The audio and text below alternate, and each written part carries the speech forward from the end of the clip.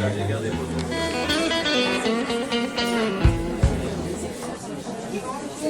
Alain. Bonsoir Claudine. Oui.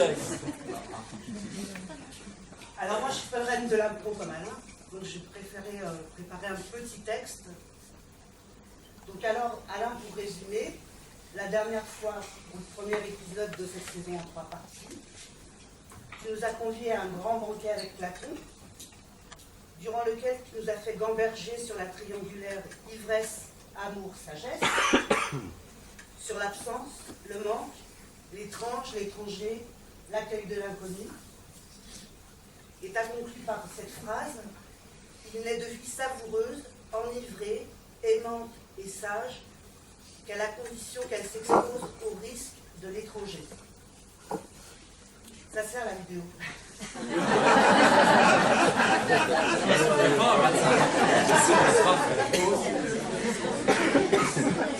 Donc ensuite on a vu un petit coup pendant une dizaine de minutes, puis est venu le temps des questions.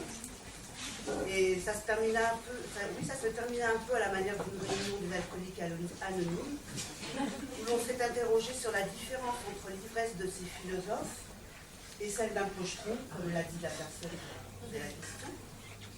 Et je se demandais après depuis combien de minutes je n'ai pas vu. Donc aujourd'hui tu reviens pour nous parler d'amour, donc pareil, performance, boire, discussion. Donc je vais te laisser la parole, bien sûr, mais je fais juste un petit truc, parce qu'il y a quelqu'un qui est venu cette semaine à la médiathèque, une dame, et pour ceux qui n'étaient pas là, bon, parce que là c'est un dessin d'Alain. Et donc la dame, elle est venue me dire, mais je le connais ce gars. Il est là. Là, je dis, non, madame, c'est Dionysos. Elle me fait, qu'est-ce qui lui ressemble?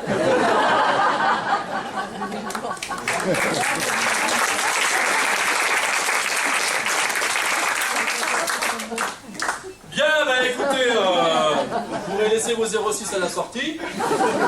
Alors, donc vous le savez tous, là on est parti, donc ici, à Marguerite, pour faire 3 séances, que c'est des séances de philo, et que le sujet, c'est donc un masterclass de philo du plaisir.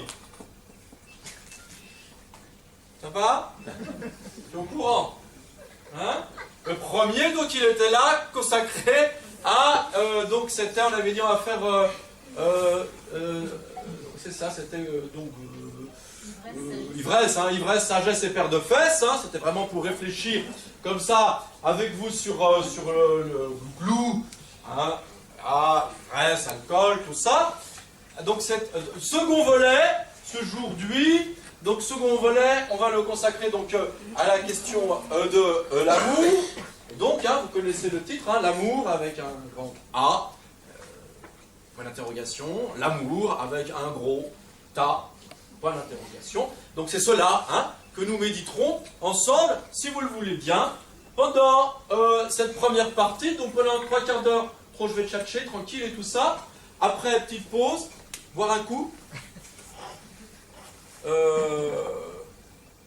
Après boire un coup, on revient, et là, je suis à votre disposition, et on essaie de, comme ça, essayer de me coincer, mais tonique, hein, voilà. Mais il y a une progression, parce qu'après on fera une troisième, parce que c'est un masterclass en 3 parties, hein, donc il y aura une troisième intervention, pas ce soir, hein, les gens ils commencent à flipper leur race. À quelle heure on va sortir, c'est quoi ces plans foireux? Non, je vous rassure, hein. Donc on a fini les questions et tout ça, hop, on décale. Mais après il y en aura une prochaine fois, et donc ce sera le troisième plaisir, hein, tout ça, 3B, hein. Et donc là on parlera du plaisir de manger, et donc ça s'intitulera T'as déjà bouffé du poulpe cru? Parce que peut-être les gens ne savent pas, je le dis un peu comme ça, philosophe mais qui s'appelait Diogène. Tu connais peut-être Diogène, hein? Diogène, le philosophe, il est peut-être, je sais pas, il y a débat encore, il n'y avait pas trop de journalistes à l'époque, mais enfin il semblerait qu'il fût mort d'avoir ingéré peut-être un poulpe cru. C'est pas trop, mais enfin bon, apparemment c'était dans Closer. Voilà. Donc je viendrai un peu là-dessus comme ça, et ce sera donc l'objet de la troisième intervention qui nous permettra donc de réfléchir un peu sur les enjeux, si tu veux bien, de la gastronomie. Et donc, ce soir, nous avons le roi de Monaco, avec son sceptre d'ailleurs, tu vois. Voilà, donc voilà. Et donc, voilà, donc là, ce soir, vraiment, on va réfléchir ensemble, voilà. L'amour avec un grand A, l'amour avec un gros A. Et pour réfléchir là-dessus, donc comme à l'accoutumée, que les choses soient claires, bien claires, parce que je vois qu'il y a des gens que je n'ai jamais vus et qui se demandent un peu là, j'ai pas du tout la prétention d'être philosophe moi-même, hein. Je rappelle rapidement les choses, hein. Pas philosophe, pas producteur de concepts, hein. Philosophe forain, bonimenteur de métaphysique, dégravateur de concepts, phénomène mental, mais uniquement sur rendez-vous et le week-end. Donc vous voyez vraiment, on réduit un petit peu l'amplitude quand même et l'envergure. Hein. De la même manière, je ne parlerai jamais en mon nom propre, tout au long de la soirée, trop lâche pour ça. Je présenterai des auteurs, je reviendrai sur un auteur que nous avons déjà exploité la dernière fois, Platon, parce que trop c'est de la balle, donc je reviendrai sur lui. Il me servira aussi de Lucrèce, et à travers lui d'Épicure. C'est toujours important, si vous voulez, de revenir à Épicure. Ne dit-on pas d'ailleurs Épicure de rappel, merci. On a un très bon public ce soir, très réactif. Je reviens un peu peut-être après sur Jean Kelevitch. Voilà. Ok, d'accord, la tonalité est lancée. Bien. Ouais, donc peut-être pour réfléchir un petit peu comme ça sur la question de l'amour avec vous, rien de mieux peut-être de prendre appui, ben voilà, commençons par lui, puisque j'ai commencé à le citer, peut-être par un philosophe que les gens connaissent ici, un peu à Marguerite, puisqu'il est pensé comme étant un peu le premier théoricien du plaisir. Justement, le fameux Épicure. Hein. Les gens disent, ah oui, par exemple, je connais quelqu'un, il est épicurien. Les gens disent ça. Lui, c'est un vrai épicurien. Les gens lui disent, tu sais, parce que c'est le mec qui est au bout de table au moment des noces. Un peu un coup de prix un peu dans la graisse comme ça, mais il charge un peu sur le feu du Rhône, il parle de plus en plus fort, de plus en plus rouge, il ouvre là, et ils disent pudiquement, oui c'est l'oncle Robert, et c'est un épicurien, avec quelque chose d'un peu navré dans la voix quand même. Et il arrive aux noces et banquets, une espèce de cordon de sécurité qui fait que plus personne ne lui rend visite et que c'est la raison pour laquelle il se venge sur les noces et banquets. Donc le Robert. Donc soi-disant c'est lui l'épicurien. Et donc on pourrait dire comme ça, dans l'espèce de sagesse populaire, on associe l'épicurisme au plaisir, et bien sûr, parmi tous les plaisirs, et bien sûr, il y a celui du plaisir de la chair, pas de la bonne chair, mais de la chair. Hein. C'est rigolo d'ailleurs quand on pense à la bonne chair, et pas la chair, mais c'est pas la bonne chair. Et peut-être que ça vaut la peine peut-être de faire un tour du côté de l'ami Épicure, parce qu'après tout, peut-être lui pourra un petit peu nous enseigner des choses sur l'amour, hein, et si ça nous permet peut-être que sais-je encore, pourquoi pas faire appel à ces pages. Alors, le problème auquel on est confronté quand on commence à... Quand tu te penches sur la pensée d'Épicure et que tu voudrais un petit peu en savoir plus sur ce philosophe qui glorifie le plaisir et sans doute aussi le plaisir de l'amour, tu es un petit peu désemparé comme ça, parce que tu te rends compte en fait qu'il a peu... c'est peu répandu. Il a peu laissé de traces, si vous voulez, l'ami Épicure, tout au plus peut-être 3 lettres. Hein, 3 lettres, dont la fameuse lettre à Ménécée, hein, qui semblerait-il nous permettrait de résumer au fond toute la pensée du plaisir d'Épicure. Alors, sur quelques pages, 2-3 pages, ce qui réjouit les profs de philo et les élèves en terminale scientifique, ce qu'ils vont présenter au bac. Mais, sorti de là, il ne faut pas cacher qu'on est aussi emmerdé parce que le texte est assez aride, assez sec. Et on est très embarrassé parce que pour un philosophe du plaisir, au fond, on est confronté à quoi? On est confronté à une langue, à une expression qui n'a pas du tout d'attrait. Il s'adresse ainsi sans doute à un disciple qui va doucement sombrer, on peut le dire, dans la dépression nerveuse, quoi, l'ami Épicure.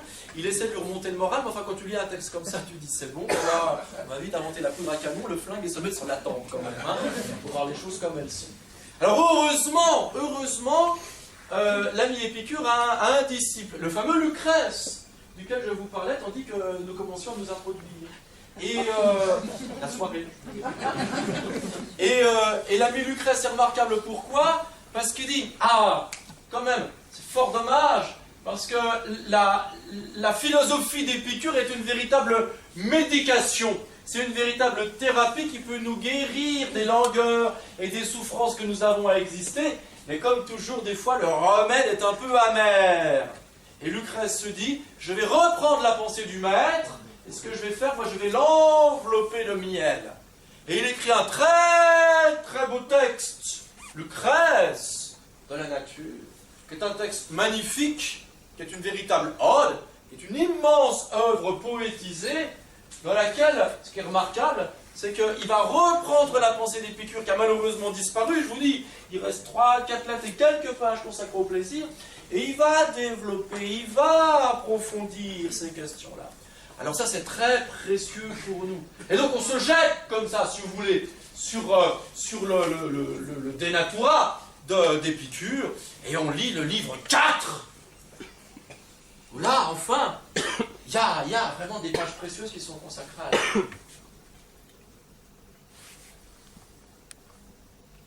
Et là, il y a malaise. Et on regarde l'oncle Robert d'une autre manière. Il y a malaise parce que l'idée qu'on a de l'épicurisme, ce serait qu'il s'agirait de célébrer les puissances dans tout leur état. S'il était question d'épicurisme, ce serait aussi question de jubiler, de varier la sensation, de multiplier les expériences, de laisser libre cours à un désir effréné. Et en fait, on se rend compte que c'est un petit peu le contraire. À travers la lecture de Lucrèce, à travers les rares informations qu'Épicure délivre à son ami Ménécée, qu'est-ce qu'on découvre? Eh bien, on découvre presque tout le contraire. L'ami Épicure, c'est plutôt un mec ascète.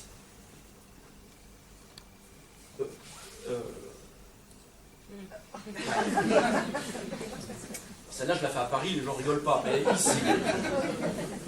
Qu'est-ce que tu veux? Bon, d'accord, c'est la même région, mais il faut changer de département. C'est quoi ce délire?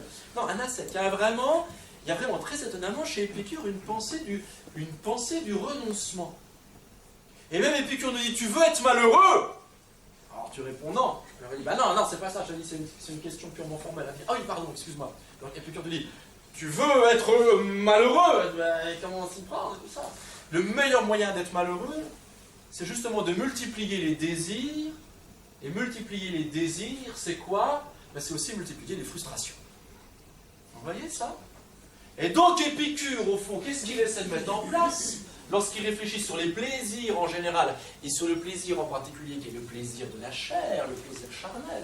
Il nous invite justement à être parfaitement lucide, à être parfaitement prudent, à être parfaitement vigilant, pour ne pas succomber à des désirs complexes, artificiels, sophistiqués, innombrables, qui, parce que justement, ils sont sophistiqués et artificiels, nous éloignent de notre nature.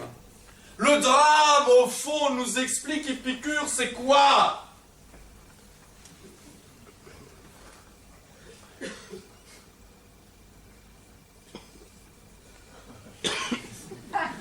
Mais le drame, c'est que nous hébergeons en nous des désirs, nous croyons qu'ils sont nôtres, mais les désirs que nous hébergeons ne sont pas nôtres. Ils ont été, pour ainsi dire, injectés, ils ont été déposés en nous par des forces qui nous sont étrangères et qui sont essentiellement les forces de la civilisation, les valeurs qui sont les valeurs de la société. Et nous, couillons que nous sommes, tel l'oncle Robert, qui passe son temps à faire des heures sup en tant que VRP, visiteur médical, afin d'avoir suffisamment d'argent pour s'acheter une cave pleine de Bordeaux. Qu'est-ce qu'il fait là, l'oncle Robert? Et qu'est-ce que nous faisons, nous, là? Nous courons après des désirs qui sont multiples, mais qui sont d'abord des désirs artificiels, des désirs qui sont le fruit d'une convention sociale. Le drame, c'est que nous croyons qu'ils reflètent notre nature profonde. Mais ils ne reflètent pas du tout notre nature profonde. Pire encore, ils nous en éloignent.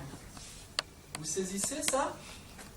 Vous le comprenez? Vous voulez peut-être un exemple, un autre exemple, peut-être pour que ça vous rentre un peu dedans mieux? Oui. Hein? Bon, alors peut-être que maintenant je vais tout doucement rentrer comme ça dans la question de l'amour. Tu vois? Genre, Il y a des gens, ils ont du désir pour des gens.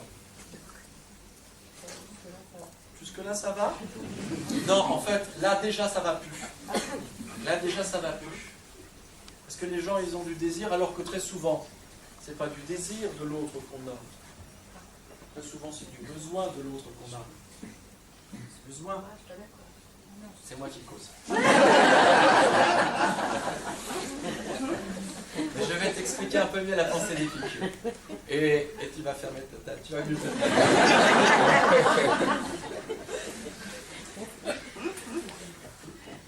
Un désir érotique me pousse vers l'autre. Tiens-toi.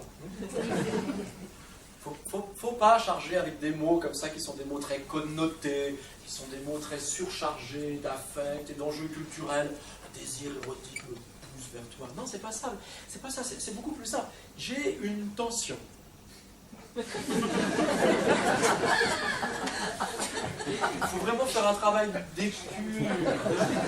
J'ai une tension en moi. Quelque chose qui me travaille là, une tension. Un peu désagréable. Je sais pouvoir compter sur toi pour me libérer de cette tension. C'est pas très compliqué. Alors il va y avoir effectivement une espèce d'accord réciproque entre toi et moi. Hein? Parce que j'aimerais bien, je suis pas dans le désir, j'aimerais bien qu'il puisse y avoir, grâce à notre partenariat, l'occasion pour moi de me soulager de cette tension désagréable afin que je puisse me sentir mieux. Alors en échange, bien sûr, hein, je suis tout à fait prêt à moi aussi te dégager un peu de tension, des choses qui t'irritent, qui te grattent, qui te démangent, pour laquelle, là encore, je peux mettre à contribution. Hein? On pourrait dire qu'il y a un contrat sensuel qui s'élabore entre toi et moi, il y a un contrat, ce qu'on peut dire d'amour, le mot est tellement connoté. Le mot est tellement connoté parce que les gens, au fond, au-delà de cette espèce d'accord mutuel entre des libres qui veulent tout simplement faire une expérience du soulagement, de la tension sensuelle, c'est rien d'autre, hein. C'est rien d'autre, hein. Mais qu'est-ce qu'ils mettent les gens là-dedans? Oh là là, ils mettent des trucs. Tu sais, ils parlent de fidélité.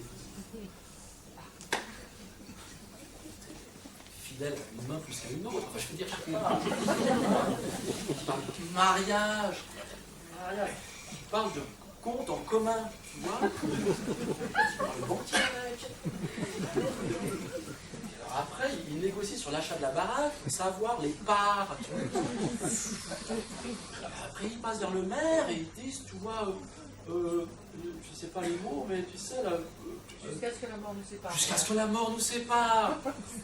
Attends, mollo. On ne sait pas de quoi demain est fait. Hein. Il est possible que ta peau si satinée devienne rêche. Non, enfin, vous savez ce que ça fait que l'eau de vaisselle. Je ne sais pas. Hein, c'est pas spécialement... Ah ouais, bon. T'as un lave-vaisselle. Bon, bah ça m'intéresse. Ça, je suis calcul, tu vois. Et qu'est-ce qui se passe là? Ben, vous voyez comment il y a une espèce de confusion, de superposition entre d'un côté une expérience que nous devons vraiment écouter au plus près. Et quelle est cette expérience? Appelons-la l'amour si vous voulez. Mais c'est un amour de quel ordre? C'est un amour car on va dire qui sait célébrer l'intelligence de la sensualité et qui constate qu'au fond dans la vie des fois nous avons comment dire, des douleurs et des tensions et que nous pouvons mutuellement nous porter assistance. N'allez surtout pas mettre de la passion, de la fidélité, du mariage ou des prêts bancaires là-dessus. Vous ne compliquez pas l'affaire. Hein. Frottez les épidermes. Allez pas plus loin. Hein. Et le drame, c'est justement qu'il y a cette surenchère. Cette surenchère qui fait qu'au fond, ce besoin d'accord sensuel, hein, et ben en fait, il va être troublé. Il va être, rendu opaque, rendu difficile à percevoir, parce qu'il va se jouer par-dessus des désirs, qui sont des désirs fabriqués par la civilisation, qui sont de l'ordre de la sophistication, qui sont de l'ordre de la fabrication du politique. On pourrait presque dire que c'est ça le drame. C'est que nous croyons avoir un désir propre, mais c'est d'abord un désir qui a été brassé et travaillé par le politique en amont. Et nous croyons coïncider avec nous-mêmes lorsque nous répondons d'abord à un appel du désir qui n'est rien d'autre qu'une fabrication qui nous est extérieure. Vous saisissez ça? Ça va mieux? Et donc, en effet, la pensée d'Épicure nous invite à ce grand décrassage, à ce grand dépouillage, grâce auquel, enfin, nous pouvons effectivement, allez, je vais le dire comme ça, établir une relation amoureuse en étant débarrassés de cette terrible intoxication qui s'appelle la passion. La passion, c'est la maladie de l'amour. Et ça n'a rien à voir avec Adamo. C'est purement épicurien. Notre drame, c'est quoi? C'est que, ben voilà, quoi. Pourquoi avoir besoin d'amant pour l'amour? Pourquoi avoir besoin d'amante pour l'amour? Hein? Vous avez des amis? Un ami, il est toujours là pour donner un petit coup de main. Et quoi? Il vous connaît, et en plus vous êtes sûr qu'en tant qu'ami, il ne va pas mélanger, il ne va pas investir du truc. Tu vois? Il dit, bon, je sais que t'es mal, tu passes une phase difficile et tout, viens. Et après, il ne va pas faire un contrat de mariage ou quoi. C'est clair. C'est net. C'est propre. On ne devrait pas dire passion amoureuse. Si on parle de passion amoureuse, on n'est plus dans l'amour.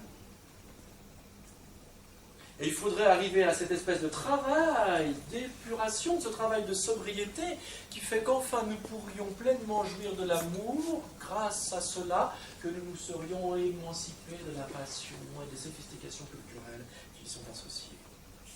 Vous me suivez? Ça va, ça? C'est clair? Alors des fois les gens ils disent bon, ok.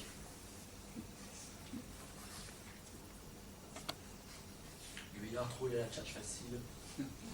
Et là, il est en train d'enfumer le micheton. Qui nous prouve que de telles choses sont dites rapidement par Épicure, semble-t-il, et développées ensuite par Lucrèce en son livre 4, De Natura.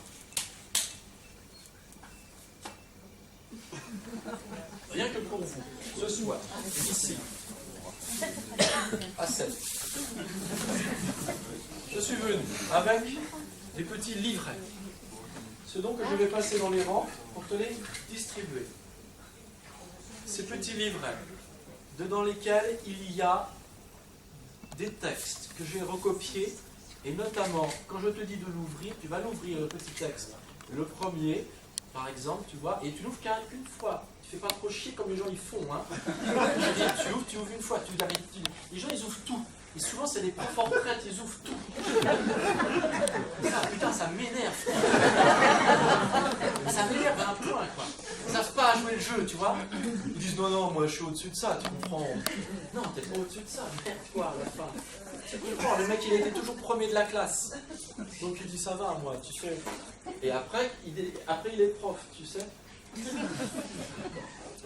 Et donc je te le distribue et tu le prends et on le regarde et tu verras, ça va commencer avec un texte de Lucrèce et trop on va le lire et trop ça va te rajouter un trou. Alors peut-être j'en aurai pas assez pour tout le monde. Oh, mais c'est comme ça. Hein. J'en distribuerai par couple, peut-être même là-bas au fond par 3. Mais avec Épicure, c'est possible aussi. C'est ça que je découvre. Pourquoi vous vous mettez en tête que la passion amoureuse, elle est exclusive, si on déconne. Vous pouvez vous faire une... Tiens, vous êtes des... Tiens, un banc de 4, allez, boum. Un banc de 3, boum. Un banc de 3, boum, 3, boum. Tout est bon dans le cochon. Les deux, là, tac. Là, j'aligne, tiens, je peux même faire une espèce de brochette. 1, 2, 3, 4, 5, 6, 7... Bon, alors il faut une caméra grand angle après. Hein. Mais bon, tout est possible, je veux dire, c'est pas un problème. Donc je distribue, il en manquera, mais c'est pas grave. Ça peut être l'occasion justement de trouver un bon plan cul ce soir grâce à la philo. Et donc tu remercieras Épicure grâce à moi. N'ouvre pas, bordel de prof. Je l'ai dit, moi, je le sentais sans déconner.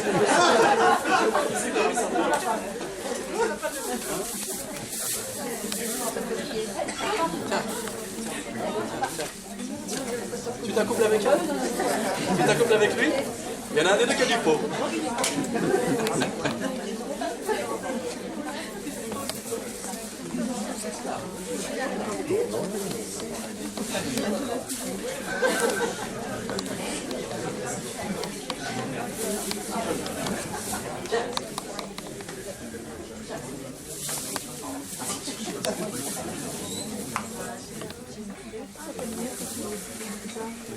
Je vais passer parmi vous.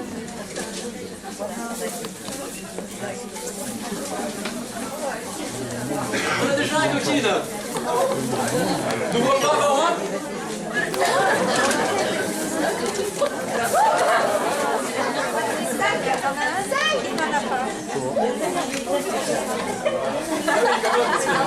C'est le premier repère à moi, rien, c'est mauvais. Je vais tourner un peu les mains, là. Tiens.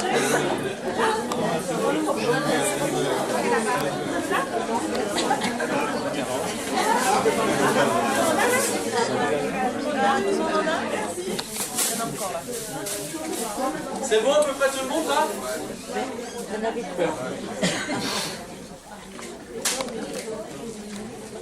Ouvrez que ça, hein? Tiens, j'ai envie de rentrer dans le... Quelqu'un veut l'autre? Désolé. Alors, regarde, Lucrèce, De Natura, livre 4. Donc déjà, tu as vu, la référence est bonne. Peut-être le texte est faux, mais la référence est bonne. Alors, donc je l'ai recopié, donc absolument illisible. Normalement, je recopie avec des lettres majuscules, mais trop ça me gave, parce que c'est compliqué, c'est des lettres bâtons, c'est chiant. Hein. Donc là, je me dis, ouais, je vais torcher le machin. Donc, résultat, je ne comprends rien. Enfin bon. Voilà ce que nous dit Lucrèce, c'est très intéressant, et je suis heureux qu'il y ait des tout jeunes gens dans la salle, si ça peut un peu les émanciper et que les ouvrir sur un horizon gourmand. Et puis peut-être un avenir post-bac. Tu sais, il y a beaucoup d'ouvertures après le bac, hein, bac S scientifique, bac L littéraire, donc bac P, on verra. Donc, je lis. Il vaut mieux jeter dans le premier corps venu la liqueur amassée en nous.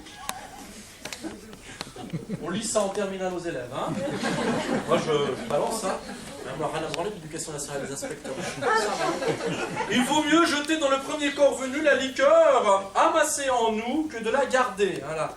Les mecs, ils ont 16 ans, ils arrivent en terminale, ils disent ouais. Oh, il est sympa, le prof de philo.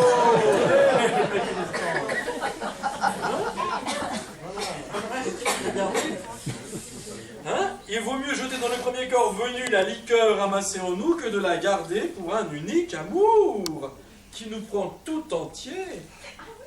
Et mais oui, tu as raison, ça t'étonne, mais tu as le droit aussi. Tout entier. Et de nous réserver la peine et la douleur certaine. Car à le nourrir, l'abcès se ravive et devient un mal invétéré. De jour en jour, la frénésie s'accroît. La peine, hein, mettez bien le E, la peine devient plus lourde si tu n'effaces pas de nouvelles plaies, les premières blessures. Si par hasard des rencontres, si au hasard des rencontres, tu ne les confies encore fraîches aux soins de la Vénus vagabonde et ne diriges vers d'autres objets, parce qu'il y a ça aussi. Il y a les sextoys.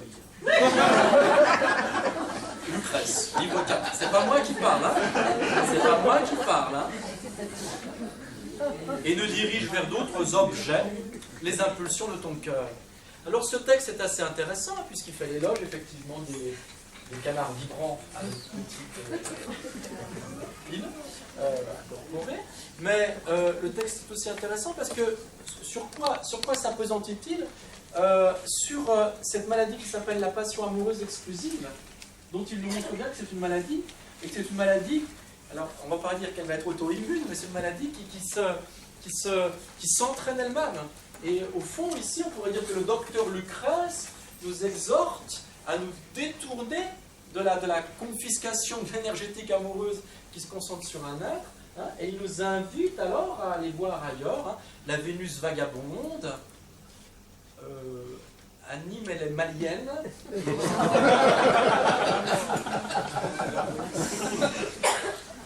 Mais ça guérit de cette maladie.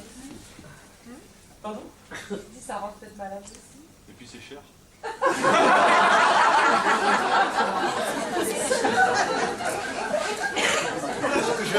Je découvre le lectorat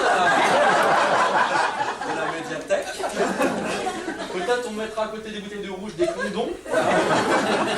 Pour mettre à l'aise, quoi.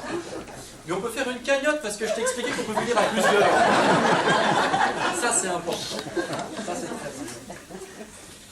Donc, vous le voyez, on pourrait presque dire ici qu'il faut commencer par ça, je crois, parce que c'est un beau travail je fais le mot tout à l'heure, d'ascèse, hein. C'est très étonnant parce que nous avons, nous autres, ravagés que nous sommes par l'héritage culturel, et notamment ravagés peut-être par le romantisme, je viendrai. Nous imaginons qu'il y a effectivement ici, au fond, deux conceptions. Une première conception qui vise à dire en définitive que l'amour, c'est au fond un amour exclusif, et c'est un amour qui se nourrit de complexité, voire de complications. Et vous voyez ici que ce que nous invite à faire Épicure quant à l'amour, il nous invite à un travail qui est tout le contraire. Il s'agit d'aimer avec sobriété. Et plus tu aimeras avec sobriété, mieux tu aimeras. Ça, c'est très intéressant. Et plus tu seras comblé. Et plus tu seras comblé. Donc c'est un enseignement qui, je crois, mérite qu'on le médite. Hein, je crois qu'il est assez intéressant. Toutefois, je rajoute un élément. Et c'est là où ça commence un tout petit peu à déconner. Où est le problème? Le problème, il est là. Je vais au-devant de toi, qui que tu sois. Souvenez-vous pourquoi? Parce que je cherche mon plaisir. Hein? Et quand je vais au-devant de toi cherchant mon plaisir, c'est que j'entends que tu puisses ainsi défaire les nœuds, libérer les tensions qui pourraient être les miennes et qui entravent ma course au bonheur, qui me permettra ainsi de me relâcher, de m'abandonner à la sérénité. Tu veux toujours? Je résume au fond. Hein. Sauf si je dis ça, qu'est-ce que je suis en train de dire à propos de l'amour? Est-ce que c'est vraiment un amour en tant que c'est l'amour qui me porte vers l'autre? Non. Oui, puisqu'il est celui parfois je me soulage. Je me soulage. C'est-à-dire que l'autre, qu'est-il? Il est le truchement. Pardon. Il est le moyen par lequel je passe pour accéder à mon bonheur. Mais en tant que tel, l'autre, est-il reconnu comme un autre? Pas vraiment. Peut-on alors vraiment parler d'amour? Pas vraiment, parce que pour qu'il y ait amour, il faudrait quand même qu'il y ait la rencontre avec l'autre. On a presque envie de dire ici que c'est peut-être pas le plus important. Et d'ailleurs, il y a un aveu, parce que la fin du texte, que j'ai traduit de manière un peu légère en parlant d'un sextoy, on pourrait aussi la traduire autrement. Dans cette relation amoureuse épicurienne, peut-on vraiment parler de relation? Pas exactement, parce que j'entends penser l'autre comme l'objet auquel j'accède pour revenir à mon plaisir propre. Alors l'autre fait pareil de son côté, hein, d'ailleurs. Hein. C'est un égoïsme mutuel, partagé et bien réfléchi. Mais dans cet égoïsme mutuel, partagé et bien réfléchi, y a-t-il vraiment amour? Y a-t-il vraiment rencontre de l'autre? Et non. C'est même plutôt une espèce de masturbation réciproque dans le corps de l'autre. Et on passe à côté de l'autre, alors qu'on est en plein dedans. Vous voyez l'embarras? Ça salit. Très indélicat. Peut-être la raison pour laquelle il faudrait engager une deuxième partie. Oh, subtil. Et peut-être aller voir un autre auteur qui essaie de penser les choses autrement. Et je vous ai dit tout à l'heure, tandis que nous commencions la soirée, que ça vaut la peine de revenir à Platon. Hein. Platon qu'on avait déjà rencontré la fois dernière. Hein. Platon qu'on écrit salon quand même. Hein. Et il écrit 5000 pages de bouquins, ça n'arrête pas, et tout. Il était sur le plateau de télé tous les week-ends. Et notamment ce texte que nous avons déjà médité ensemble, qui est un texte vraiment inépuisable, qui est le banquet de Platon, vu que c'est lui qui l'a écrit. Ouais. Hein? Et là encore, ce qui est assez marrant, c'est que dans le banquet de Platon, il y a une tentative pour penser l'amour d'une manière radicalement anti-épicurienne. Donc qui nous permettrait peut-être alors de nous libérer de l'écueil que je viens de vous signaler, qui nous permettrait de nous libérer de cet écueil qui vise à dire au fond l'amour épicurien est sans doute fort pratique, très peu dangereux, mais en même temps il échoue à rencontrer l'autre. Alors allons faire un tour de l'amour platonique. Et dans platonique, vous l'entendez, il y a Platon, puisque c'est le banquet de Platon duquel je vais parler ce soir, bien sûr. Hein. Bon, ok, je vais peut-être pas trop m'étendre parce que nombreux étaient ceux qui étaient là la fois dernière. Donc, Platon, c'est Agathon. Agathon, il a gagné un grand concours de poésie. Tu vois, dans le stade. Grec. Hein. Ouais. 30 000 personnes, et Dionysie et tout ça. Fait péter les watts. Un matin, il se demande qui. Lui. Enfin, et ils décident de faire une petite fête intime avec un cercle. Enfin, bon, voilà. Et ils sont une douzaine à table et tout ça. Et la question roule sur l'éros et sur l'amour. Tour de rôle, les uns et les autres prennent la parole pour essayer de faire un joli discours sur l'amour. Et il y en a un qui nous intéresse, mais qui s'appelle Aristophane. Aristophane, tu le connais, à Marguerite. En général. Voilà. Aristophane, c'est un mec, à l'époque, c'est un vrai mec à exister. Tu vois, il le met en scène dans sa pièce, car c'est une pièce. En fait, il écrit le banquet, Platon. Et Aristophane, c'est quoi? C'est un auteur comique. C'est un peu le Claude Zidi du 5e siècle avant la Chazon. Et Aristophane est là en scène, et il commence à raconter la vision qu'il a de l'amour. Et là, c'est très intéressant pour nous. Pourquoi? Parce que là, il pose un élément fondateur de notre tradition occidentale. C'est le premier, alors qu'il est sous comme une barrique, hein, mais c'est le premier qui pose le fameux mythe de l'androgyne. Tu connais le mythe de l'androgyne? Androgyne? Androgyne. La drag queen. L'alien. Tu regardes. Regarde le mythe de l'androgyne. Vous connaissez un peu le mythe de l'androgyne? Très belle histoire que nous raconte l'ami Aristophane. Il nous dit, au début des temps, donc il est vraiment bourré, je veux dire, hein, au début des temps, les hommes étaient tellement puissants que les dieux même les craignaient. Et c'est pourquoi c'était des boules. Donc là, les autres commencent à lui confisquer les nerfs. Mais qu'est-ce que c'est des boules? Et Aristophane se justifie, il dit bah, c'est des boules parce qu'ils connaissaient la plénitude. Et c'est pourquoi les dieux, bah oui, si les dieux les jalousent, c'est qu'ils connaissent la plénitude. Et quelle est la forme de la plénitude? La sphère. Donc au début des temps, les hommes étaient des boules. Et les femmes aussi. Bon, je gêne quand même autour des convives. Ça fait un peu penser à l'oncle Robert, là, ce qui se passe. Tu vois? Et malgré tout, il continue, Aristophane. Et il dit, des boules comme ça, qui avaient des jambes, des bidibules, des jambes, et des bras, et même 2 paires de jambes et 2 paires de bras, parce qu'ils étaient tellement puissants qu'ils étaient hommes-femmes. C'était peut-être ça d'ailleurs que redoutaient les dieux. Parce qu'il y avait des êtres qui connaissaient la plénitude, qui ne connaissaient pas la réduction à la dimension genrée, masculine ou féminine. Il y avait à la fois les attributs de l'homme et de la femme. Et ces boules-là, c'est la raison pour laquelle elles avaient 4 jambes et 4 bras. Alors les autres disent, mais comment ça peut marcher, les putains de boules, c'est... Et Aristophane dit, en fait, elles ne marchent pas. Elles tendent bras et jambes et elles dévalent les collines. Et les autres lui disent, ils dévalent les collines, mais comment elles les montent? Putain, Aristophane, quoi? Et là, on perd le morceau. On a perdu la réponse d'Aristophane. Hein, et Aristophane continue, et il dit, c'est donc des boules hommes-femmes. Et des boules femmes-femmes, et des boules hommes-hommes. D'accord? Et donc avec 2 visages comme ça, côté homme, côté femme, grosse boule, tu vois? Il y a un sexe masculin devant, un sexe féminin derrière. Les autres sont horrifiés, tu vois. Super gênés, super gênés. Vérifiez qu'il n'y a pas d'iPhone qui enregistre le truc. Et Aristophane continue, et il dit que Zeus redoutait la puissance de ces hommes qui montaient à l'assaut de l'Olympe. Je ne cherche pas comment. Et donc ça dit, par la barbe du prophète, je vais les neutraliser.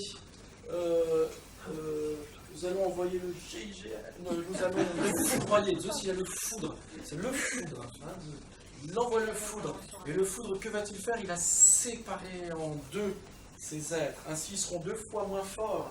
Ils seront 2 fois moins forts. Et puis Zeus dit, il me semble que j'en ai 2 fois plus sur Terre, donc je vais récupérer en plus-value 2 fois plus de prières. Et il invente le capitalisme.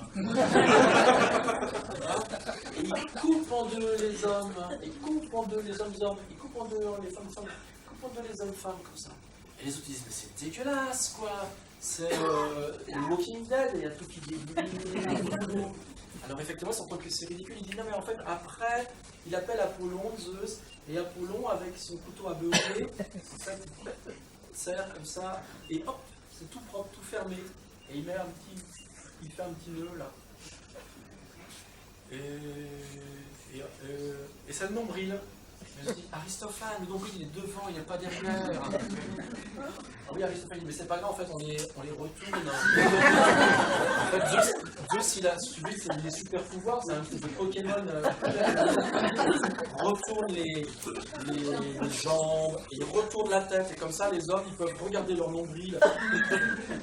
D'accord, les autres ils disent, mais ça veut dire que si ça tout était retourné et tout ça, ça veut dire que les hommes, en fait, ils ont leurs organes sexuels là, et les femmes pareil. Alors, Aristophane dit, oui, mais Apollon revient, et Apollon toujours il lisse comme ça, tu vois, il remonte par devant. Donc lui, il ne prendra pas la petite poire alsacienne déjà. C'est clair. Mais par contre, une chose qui est très très belle, ici, l'ami Aristophane, c'est peut-être l'alcool qui l'aide, hein, parce qu'on a vu la fois dernière qu'on devient maître de vérité quand on sait boire. Et là, qu'est-ce qu'il dit Aristophane? Il dit, ben, c'est la raison pour laquelle sans cesse nous courons toute notre vie pour chercher l'âme sœur. Sans cesse nous cherchons toute notre vie la partie manquante. Parce que nous avons une blessure originelle. Et cette blessure originelle s'appelle la solitude. On n'est pas fait pour la solitude. Et toute notre vie, on la passe à chercher notre part manquante. Toute notre vie, on la passe à chercher notre moitié. Et de la même manière que les dieux nous ont maudits, parce qu'ils étaient jaloux de l'amour infini que nous pouvons avoir quand nous retrouvons notre part manquante, et bien de la même manière, nous allons leur répondre à ces dieux.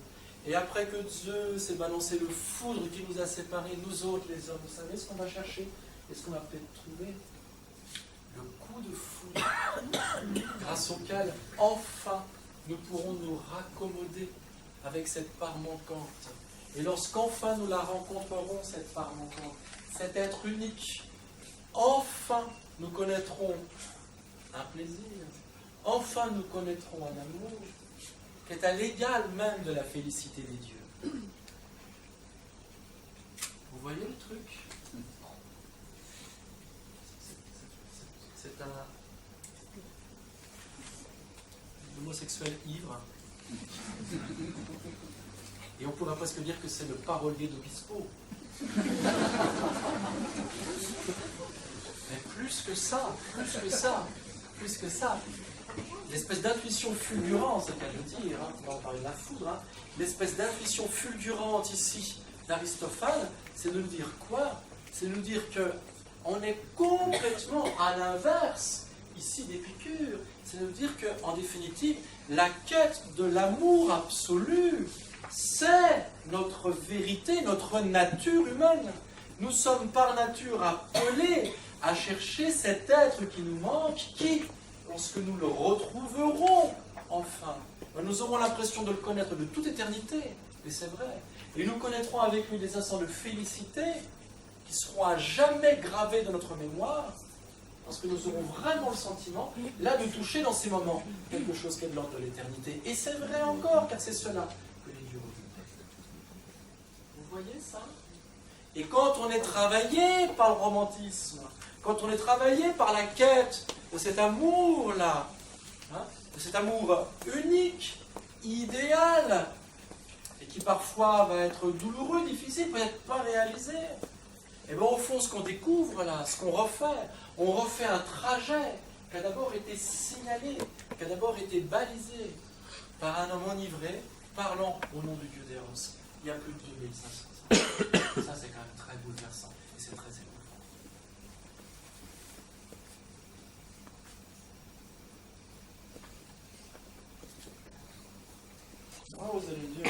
d'accord, mais si ça se trouve, Vuillard, il est en train d'enfiler le micheton. Pas sûr que c'est dans le texte toutes ces conneries. Rien que pour vous, ici, au Cap d'Agde, sur la plage naturiste, je suis venu avec l'extrait d'Aristophane. Je voulais illustrer un petit dessin réticent. C'est dessiné de l'androgyne primitif. Donc il est homme-femme, il est très primitif. Donc l'homme à la main, il a une zapette et un verre de bière. Tu vois, et la femme à la main, elle a un rouge à lèvres et la carte bleue de l'homme. C'est trop la honte. Super misogyne, super vulgose. Mais je m'en fous, je vous ai dit au début, c'est moi qui cause. Hein? Donc toi, t'as les mains dans la vaisselle et tu te tais.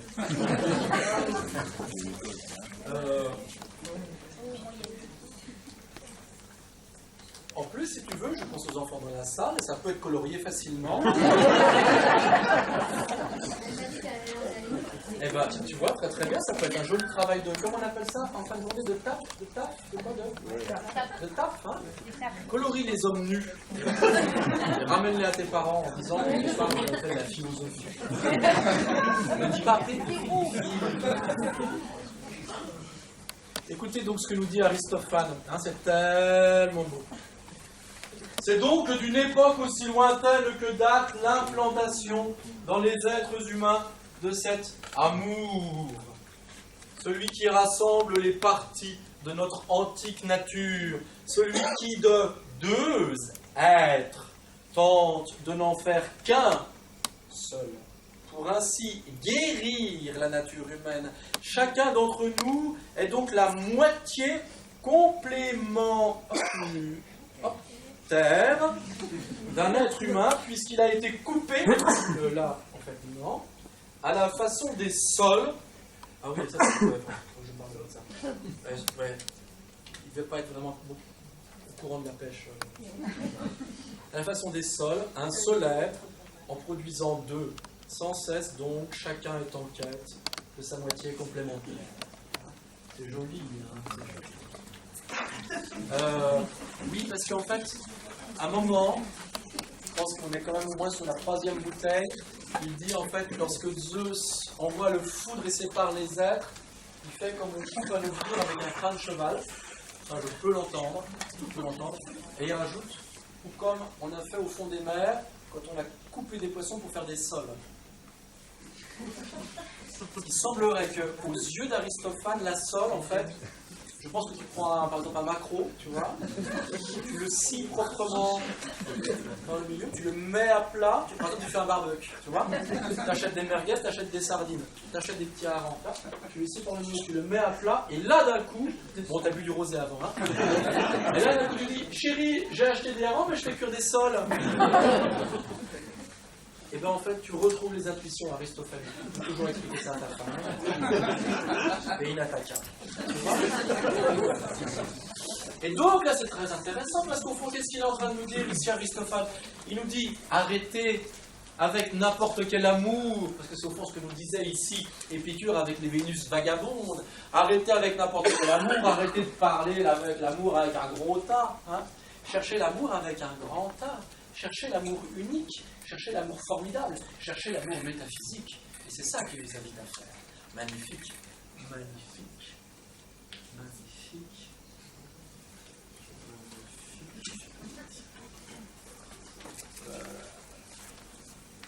Sauf qu'il y a un problème. Il y a un problème, c'est que si je cherche l'autre en tant qu'il est ma part manquante, si je cherche l'autre en tant qu'il est cette moitié complémentaire dont j'ai besoin pour retrouver l'unité. Alors bien sûr, on est aux antipodes du contrat sensuel, pragmatique d'Épicure, où l'autre n'existe pas sinon que comme un objet. Là, on est face à une métaphysique de l'amour qui fait que je cours au-devant de l'autre parce que je sais que grâce à l'autre, par le truchement de l'autre, par le moyen de l'autre, je vais retrouver mon intégrité. Qu'est-ce que je suis en train de dire là ? Je suis en train de dire que l'amour fusionnel, bien sûr, ça n'a rien à voir avec l'union libre, pragmatique et calculée. Mais l'amour fusionnel, il est aussi dévastateur que l'amour pragmatique et calculé. Pourquoi? Parce que cet amour fusionnel, au fond, il fait que je me jette en l'autre, pourvu que l'autre se dissolve en moi, et que par l'autre, je devienne absolument moi. L'autre, il est le double de moi, et la part manquante de moi, est-il encore là, l'autre? Non. L'amour fusionnel est tout aussi dévastateur que le précédent, parce qu'autant qu'il est amour fusionnel, il nie l'autre comme altérité, il nie l'autre comme différence. On n'est pas dans la merde. Comment faire? Comment faire? Comment faire? Peut-être qu'il faudra engager la troisième partie. Je reste un petit peu sur ce texte sur le banquet de Platon. Pourquoi? Parce que vous savez, dans le banquet de Platon, il y a un mec qui cause à la fin. C'est normal, c'est le héros. C'est un peu, si tu veux, c'est Socrate, bien sûr. Hein, Socrate est philosophiste que d'Éric est au... Non, ça fait quelqu'un d'autre. Enfin, là. Et donc, Socrate va intervenir. Et Socrate aussi va parler de l'amour. Donc, il est très intéressant pour nous. Et lorsqu'il parle de l'amour, Socrate, il parle à plusieurs reprises. La dernière fois, j'avais parlé de Socrate se taisant et laissant parler Diotima de Mantinet, qui est comme une malienne. Hein. Alors, je ne vais pas revenir sur ça, mais je voudrais parler d'un autre passage. Et ce passage, c'est quoi? C'est le passage dans lequel Socrate prend la parole et réfléchit sur l'amour et répond à Aristophane. Et répondant à Aristophane, lui aussi raconte une très belle histoire. Il raconte l'histoire suivante. Il dit, il était une fois... histoire comme ça. Il était une fois la chose suivante, il était une fois une grande fête qui était à l'Olympe. Grande fête donnée à l'Olympe. Pourquoi? Parce que Aphrodite, tu vois? Trop, elle est bonne. Tu te souviens de ta jeunesse, tes premiers émois sur les publicités de Tahiti Douche? Enfin, je parle pour moi. Aphrodite vient de naître. Et donc, on fait péter les watts. Les Grecs savent faire ça. Hein. Péter les watts sur l'Olympe. Et donc, il y a bien sûr du beau monde qui monte à l'Olympe. Hein. Et il y a des dieux duquel nous parle Socrate, deux dieux dont personne d'ailleurs n'a jamais entendu parler avant de Socrate. Comme des dieux, comment s'appelle-t-il? Socrate s'appelle Poros. Poros, c'est quoi en grec? Poros, c'est l'abondance. Oui, c'est l'abondance. C'est les ressources. Hein?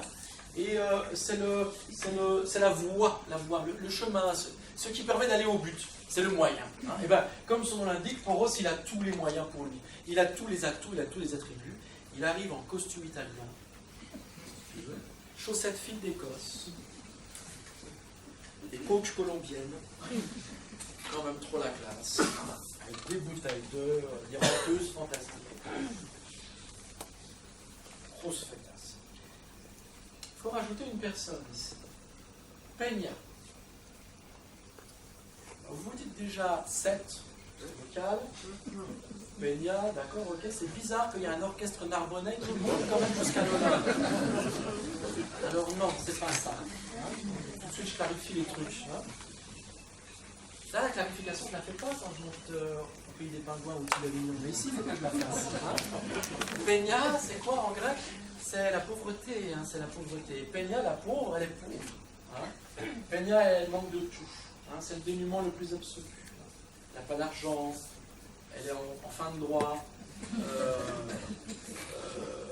Même plus, elle peut toucher l'aide adulte handicapé. C'est trop la galère, tu vois. Et en fait, et en plus, elle est condamnée à être tout le temps comme ça, parce qu'elle a pour elle l'éternité. C'est dur. Parce qu'en fait, Zeus, il aurait couché avec elle. Et Héra, la femme à Zeus, en fait, qu'est-ce qu'elle fait? Ben, elle l'a punie, elle. Parce qu'elle avait tout pour elle. Et Héra, bon, en même temps, elle s'est fait quand même grave mettre au cul, mais je veux dire, en même temps, elle est trop sévère. Puis elle épargne son mec un peu, enfin, je sais pas, hein, je ne vais pas rentrer dans vos embrouilles, mais enfin, moi, ça me les abeilles, cette histoire. Enfin, toujours est-il que Héra, ce qu'elle fait, elle donne l'éternité à Peña en lui disant bah, tiens, tu convoques le roi des dieux, eh ben, je te donne le cadeau console les dieux. C'est l'éternité. Elle lui donne l'éternité, mais malheureusement, elle ne la donne de rien d'autre. Ce qui veut dire qu'effectivement, eh ben, elle va perdre ses amis, elle va perdre sa famille, elle va vieillir aussi, elle va vieillir, elle va vivre dans le dénuement, dans la laideur. Malheureusement, c'est affreux, affreux. Et donc, elle manque de tout, et puis qu'elle entend comme ça qu'il y a une grosse fêtasse à Lola, elle dit peut-être je vais pouvoir un peu tirer des binis. Tu connais, tu viens à des fêtes et puis tu te gardes. Par exemple, mon Robert, quand il sait qu'il a invité à un mariage banquet, pendant 3 jours il ne mange pas. Pareil, voilà. Et donc, Peña, elle se dit c'est cool, donc vas-y qu'elle monte à Lola. Elle arrive à Lola, nani nana, tout, elle se gave, elle prend des petits binis ou bout de salakis et tout. Nani nana, tout ça, bim bam boum et tout. Trop bien mangé, elle a fait un peu la mangade, on lui a donné des sous et tout. Qui vient. Donc elle attend que le mec la récupère en Mercedes, tu sais, à la sortie près du feu rouge. Et elle se dit ah, peut-être il manque encore un truc. Parce que ça va, c'est bon, j'ai plus faim, j'ai plus soif. Enfin, on n'est pas non plus fait de bois. Sans peut-être de celui dont on fait des pipes, enfin bon. Et donc elle tourne un peu comme ça, et elle voit Poros, tu vois. Poros, l'abondance. Poros, il a tout pour lui, puis l'abondance. Donc, Poros, il ne sait pas vraiment se tenir à table. Il voit d'abondance, il mange d'abondance. Et alors après, il dort d'abondance. Et Peña, elle passe comme ça, elle le voit dormir comme ça dans une alcôve, tu vois. Et donc, il est habillé comme un dieu grec. Donc à poil. T'as vu les statues des dieux grecs? 3 fois ils sont. Hein, et là, Peña, elle le voit nu, elle dit oh putain, un dieu d'abondance à fond quoi.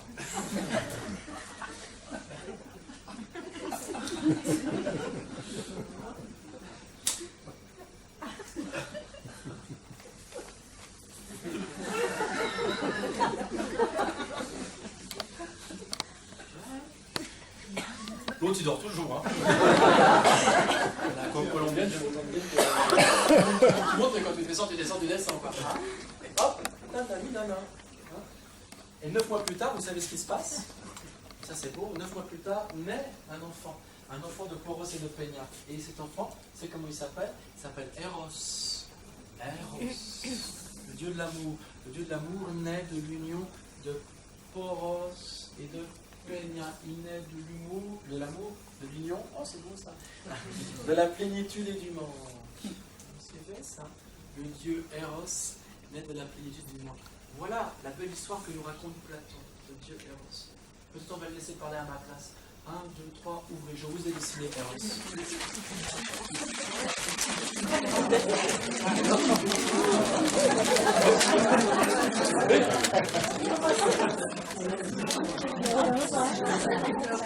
Eros, on ne l'entend plus assez. Hein, on n'entend plus assez. Tout à l'heure avec Seb, on était à la place 7 au rugby bar. On a eu quand même un beau feedback au niveau musical. On était quand même loin dans les années loin. Les années un peu 80 quand même, on portait tous le houlet là, tout ça. Oui, il manquait Eros en mode de team. Alors ce soir, rien que pour vous, une historienne qui chante, hein. Je ne la chante pas, vous pourrez la télécharger sur YouTube. Faites attention parce qu'en fait, ça met beaucoup de temps à démarrer. Hein. Vraiment des préliminaires très longs, hein, tu vois, plutôt japonais qu'italien, je veux dire. Hein. Je crois que la chanson elle dure plus de 4 minutes 30. Mais pendant 2 minutes 30, il tourne autour du lit en tirant les slips, quoi, je veux dire. Hein. Après, c'est bon, mais ça va. Je lis Socrate dans le banquet de Platon en 236 et suivante. Nous lisons. Il faut savoir que le jour où naquit Aphrodite, les dieux festoyaient. Parmi eux se trouvait le fils de Métis, Poros. Or, quand le banquet fut terminé, arriva Peña, qui était venu de Narbonne, mendier, comme cela est naturel un jour de bombance. Et elle se trouvait sur le pas de la porte. Or, Poros, qui s'était enivré de nectar, car le vin n'existait pas encore à cette époque, se traîna dans le jardin de Zeus et, appesanti par l'ivresse, s'y endormit. Alors Peña, dans sa pénurie, eut le projet de se faire un enfant par Poros. Bon, c'est un peu ce que j'ai raconté, mais moi j'ai... Poros, voilà, elle s'étendit près de lui, plus ou moins, et devint grosse des roses, ou grosse des roses, si tu es de Narbonne. Et là, c'est vachement intéressant. Pourquoi? Parce que qu'est-ce qu'il est en train de poser ici, Socrate? Il est en train de poser une conception de l'amour qui est très précieuse pour nous. Il nous dit, l'amour, bien sûr, c'est la plus belle des plénitudes à laquelle on peut accéder dans une vie d'homme. C'est la plus belle des plénitudes. C'est Poros, bien sûr. Il nous dit, attention, il ne peut y avoir d'amour plein, il ne peut y avoir d'amour divin, il ne peut y avoir d'amour comblé qu'à la condition que je réserve une place pour la frustration et le manque. C'est ça qu'il est en train de nous dire. Il nous dit, l'amour c'est quoi? C'est effectivement quelque chose que l'on vise tous, parce que c'est intense, parce que c'est absolu, parce qu'on connaît une ivresse à l'égal de celle des dieux. Mais en même temps, bien vivre l'amour, bien savoir aimer, c'est paradoxalement reconnaître que la plénitude de l'amour est atteinte lorsqu'il y a dans l'amour une place pour quelque chose qui m'échappe. C'est reconnaître que l'amour est plénitude lorsqu'il y a dans l'amour quelque chose qui ne m'appartient pas et que je ne peux pas saisir. Il y a une place ici laissée vacante, béante. Et pourquoi il dit ça, Socrate? Ben, il dit ça parce qu'en disant ça, il dit en définitive, aimer l'autre, absolument, c'est toujours maintenir l'autre comme objet de l'amour, mais en tant qu'il est autre, en tant qu'il m'est différent, en tant qu'il n'est pas l'objet de mon amour absolument. Si l'autre, il était absolument l'objet de mon amour, s'il pouvait être l'objet total de mes attentions, alors je le nierais comme autre, et j'en ferais un objet. Si par contre je fais un effort terrible, qui n'est pas surhumain, qui est surdivin, qui consiste à dire, je ne me permets pas tout, il y a une chose en toi qui m'échappe. Tu restes à jamais pour moi un mystère. Il y a en moi toujours une inquiétude ou une préoccupation. Au cœur de la plénitude de l'amour, il y a une place pour l'inquiétude, l'angoisse, la peur de te perdre. En disant ça, qu'est-ce que je dis? Je restitue à l'autre sa liberté. Je restitue à l'autre son indépendance. Je le restitue donc comme un sujet, comme un être libre. Et là, vraiment, il y a une relation qui se noue entre moi et l'autre. Et cette relation est belle, et d'autant plus belle et intense, qu'au cœur de cette intensité, je laisse la place pour quelque chose qui m'échappe.